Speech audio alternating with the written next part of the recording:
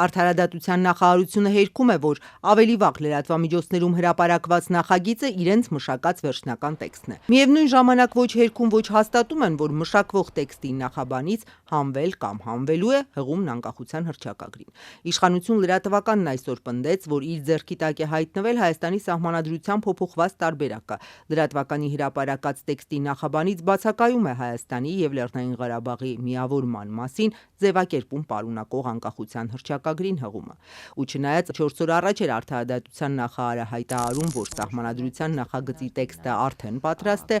այսօր նախարարությունը հերքել է հենց նախարարին, պնդելով, թե դեռ գրում-ջնջում են։ Լրատվամիջոցներում շրջանառվող նոր սահմանադրության նախագծի հետ կապված տեքստը չի հանդիսանում այն փաստաթուղթը, որը նախատեսվում է հրապարակել։ Վերջնական տարբերակի ձևավորման գործընթացում կատարվում են ինչպես բովանդակային, այնպես էլ խմբագրական փոփոխություններ։ Ըստ այդմ առկա են բազմաթիվ աշխատանքային ընդհուպ սևագիր տարբերակներ, գործող սահմանադրության տեքստի վերլուծական վարժություններ։ Ազատության հետ զրույցում նախարարի մամուլի քարտուղար Մարիամ Մելքոմյանը չպատասխանեց հարցին, արդյոք անկախության հռչակագրին հղումը նախարարության մշակած նախագծում հանվել է։ Հռչակագիրը սահմանադրությունից հանել պահանջում է Ադրբեջանը, պնդելով, որ միայն դրանից հետո Հայաստանի հետ կստորագրի խաղաղության համաձայնագիրը։ Անձամբ Նիկոլ Փաշինյանն է հռչակագիրը կոնֆլիկտածին որակել, կարծիք հայտնել, որ նոր սահմանադրության նախագծում հռչակագիրը չպետք է հիշատակվի, բայց տեքստը մշակող արդարադատության նախարարությունը այնուհանդերձ պահում է գլխավոր ինտրիգը՝ հանելու թե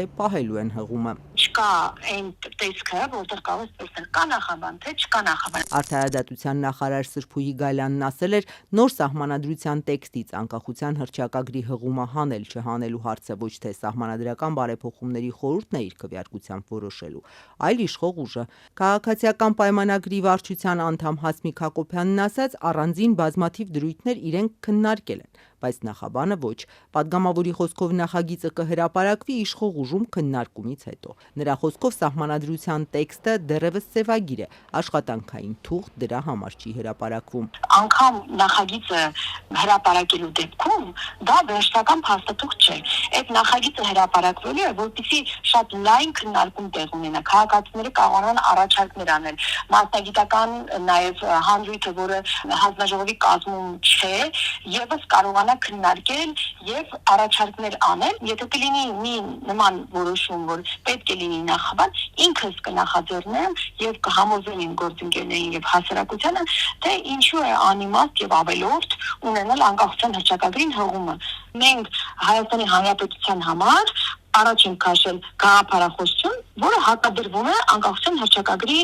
կոնկրետ օրինակ այդ դրույթին, որը վերամիավորում է ենթադրում Ղարաբաղի հետ, իսկ մենք Հայաստանի տարածքային ամբողջականությունն ընդունել ենք նաև Ադրբեջանի տարածքային ամբողջականությունը։ Սահմանադրության նախաբանի հետ կապված հարցը խորհրդի շրջանակներում քննարկվելու է։ Սահմանադրական բարեփոխումների խորհրդի անդամ Արթուր Սաքունցն ասաց, հստակ ժամկետ չեն ասել։ Երբ քննարկումները տեղի ունենան, նա պնդելու է, որ նախաբանում պահպանվի հռչակագրին հղումը։ Պետք է պահպանվի, քանի որ պետության ձևավորման, ստեղծման հիմնական դրույթներն են արտացոլված անկախության հռչակագրում, իսկ վերամիավորման մասին որոշումը արդեն իսկ չեղալ է հայտարարվել Լեռնային Ղարաբաղի եւ Շահումյանի շրջանի ժողովրդի համատեղ հանրաքվեով, երբ որ հռչակել են Լեռնային Ղարաբաղի Հանրապետություն։ Դա ավելի բարձր իրավաբանական ուժ է։ Մինչ անձամբ երկրի վարչապետը հռչակագիրը կոնֆլիկտածին է անվանում, նրա անդիմախոսները ճիշտ հակառակը Բաքվի պահանջի կատարումն են խիստ վտանգավոր համարում։ Սահմանադրական բարեփոխումների խորհրդի անդամ Էդմոն Մարուկյանը մասնավորապես կարծում է,